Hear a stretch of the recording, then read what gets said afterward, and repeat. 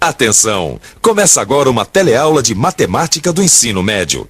Você vai assistir a teleaula de número 5. Bons estudos!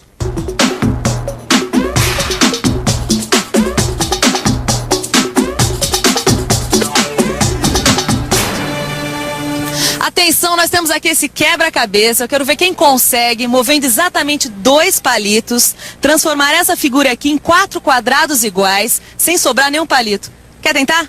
Tá fácil? Não, tá nada. Se fosse para mexer em todos, eu fazia. Um palito. E agora? 1, 2, 3, 4, 5. Mexendo 2 palitos. Certo.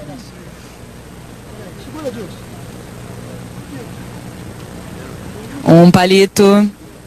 É complicado, né? 4 quadrados. Parece que tá certo. Só tem um detalhe, ó. Isso aqui. Sobrou 2 palitos? É. Você diria que esse quebra-cabeça é um problema de matemática? Não? Nem eu. Mas de repente ele poderia ter uma solução matemática. Muitos problemas podem ser resolvidos se forem transformados em equações matemáticas. Na aula de hoje você vai ver como equacionar um problema. E aprendendo a resolver a equação, você vai ver que a solução do problema fica muito mais fácil. A nossa teleaula de hoje vai mostrar isso por A mais B. Assista e comprove.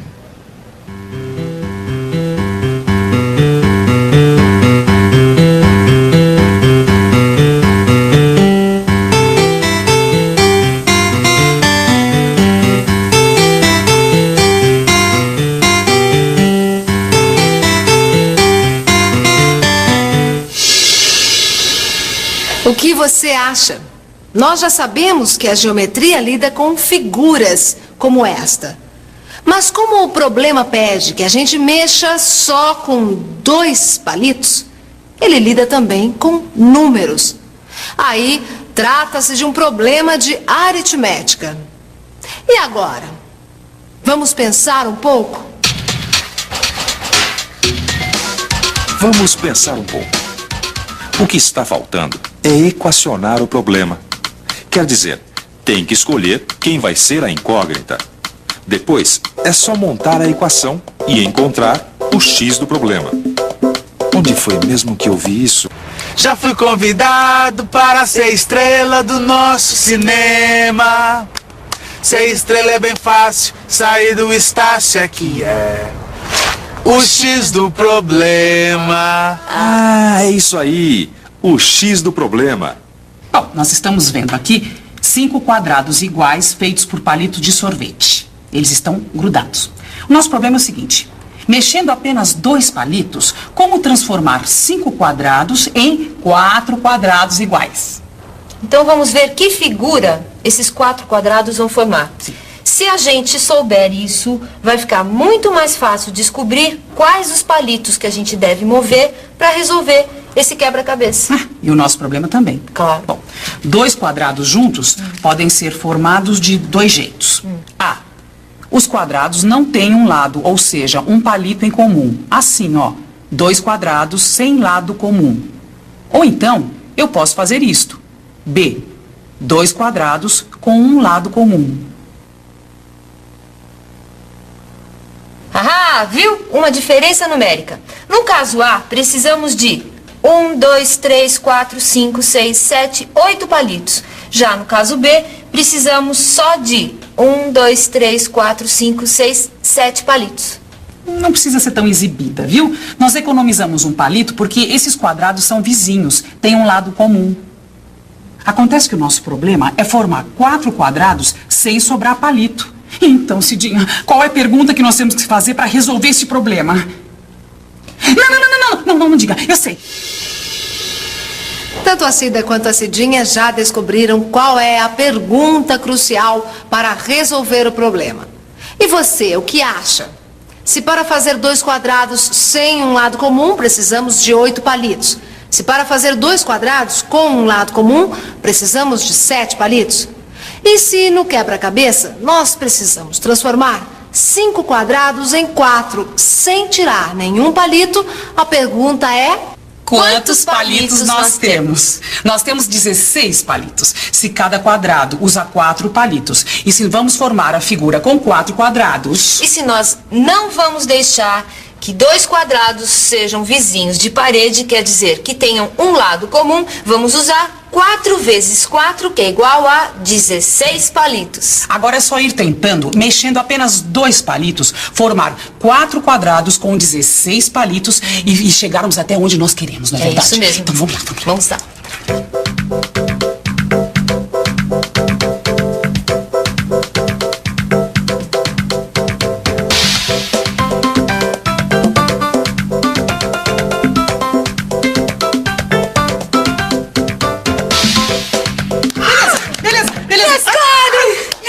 O problema fica resolvido. Que bom! Conseguimos! Conseguimos! Viu só? Assim que elas conseguiram equacionar o problema, tudo surgiu muito naturalmente. Bastou contar o número de palitos e tentar visualizar claramente o que tinha sido pedido. Formar a figura dos 4 quadrados. Olha aí, os 4 quadrados. Acertou, muito bem. Parabéns. Obrigado. Como é que você conseguiu resolver esse quebra-cabeça? Não, eu tinha 16 palitos fazendo 5 quadrados, um do ladinho do outro. Aí eu pensei, para eu ter 4 quadrados, né, eles teriam que estar livres, teriam que estar soltinhos. Aí só foi mexer e deixar assim, que aí eu consegui achar a solução. Muito bem, parabéns aí pra ele. Muito bem, ele equacionou o problema, que é o primeiro passo para chegar à solução. Falando rigorosamente, equacionar quer dizer traduzir para o matematiquês aquilo que foi pedido na linguagem comum, ou seja, no português. Vamos ver como fica a tradução com os problemas... não são problemas algébricos, já ia me esquecendo. O problema não precisa ser algébrico, ele pode admitir uma solução algébrica. Qual é o número cujo dobro, somado com 5, é igual a 17? Vamos traduzir isso? Tente você aí, com lápis e papel. Primeiro, chamamos o número desconhecido, a incógnita, de x. Qual é o x cujo dobro, somado com 5, é igual a 17?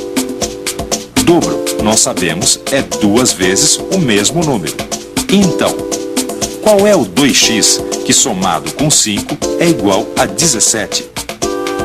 Agora vamos traduzir os sinais, que é muito fácil. Veja só. Qual é o 2x que mais 5 é igual a 17? E para a equação ficar toda em matematiquês, nós tiramos o resto de português que sobrou. 2x mais 5 igual a 17. Para conhecer x, é só resolver a equação. Ah, e por falar nisso, x igual a 6. Pode verificar. Nós só estamos aqui para equacionar, não para resolver. Na próxima aula é que nós vamos nos preocupar com a solução das equações. 2x mais 5 igual 17. 2 vezes 6 mais 5 igual 17. 12 mais 5 igual 17. Certo. Equacionado desse jeito, fica simples resolver, não é mesmo? Basta lembrar de responder 2 perguntas. Primeiro, o que é x neste caso? Ou seja, qual é a incógnita? E segunda, o que eu sei sobre x? Ou então, qual é a equação? Assim, dá até para resolver problemas que não mostram número nenhum. Quer ver só? Meu nome é Maristela, eu trabalho de dia e estudo à noite, eu não posso perder tempo. Eu vim fazer um teste para recepcionista meio período. E olha só, o problema que eles me deram para resolver. Qual o número cuja metade é a sexta parte de seu triplo? Pode, um problema de matemática sem nenhum número. Mas eu sabia lá minha álgebra, né? E comecei a pensar. O que é o x nesse caso? X é igual a número. O que eu sei sobre o x? Eu sei que x dividido por 2 ou sobre 2 é igual a 3 vezes x, que é o triplo, dividido por 6, que viria a ser a sexta parte, certo? Dividindo o numerador e o denominador pelo mesmo número, não se altera a equação. No caso, eu vou dividir por 3. Então, simplificando, ficou assim: x sobre 2 igual a x sobre 2. Ou x igual a x. Aí eu fiquei pensando, que número eu poderia substituir por x para fazer a sentença ser verdadeira? Pense um pouco você também. É claro que você descobriu, né? Qualquer número serve. X igual x vale para todo x, porque todo número é igual a si mesmo. Aí eu me lembrei, isso aí não é propriamente uma equação, é uma identidade. Ela é verdadeira para todo x. E esse x aí passa a se chamar uma variável da identidade, porque pode variar de valor. Resultado, eu passei no teste e começo a trabalhar amanhã. Eu tô atrasada já, tchau pra vocês.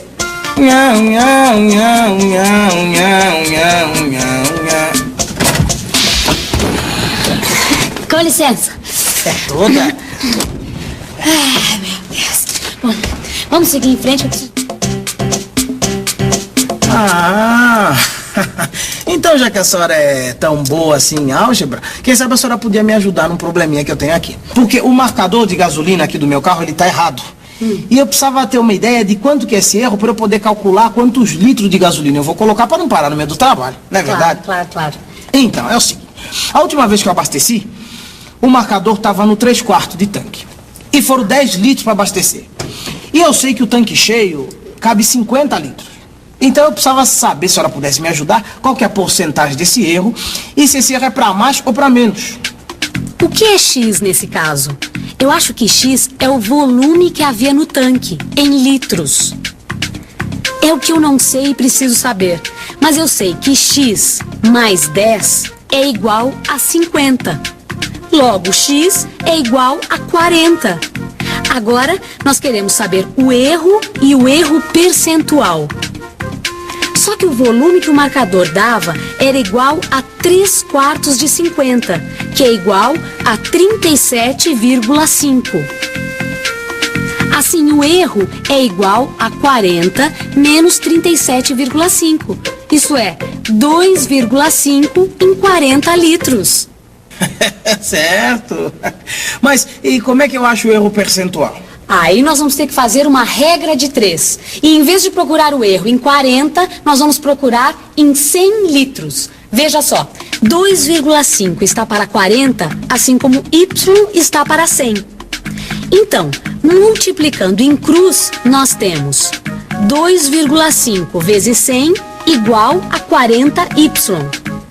Dividindo por 40 e trocando os lados, nós temos que y é igual a 250 sobre 40 e é igual a 6,25 em 100 litros.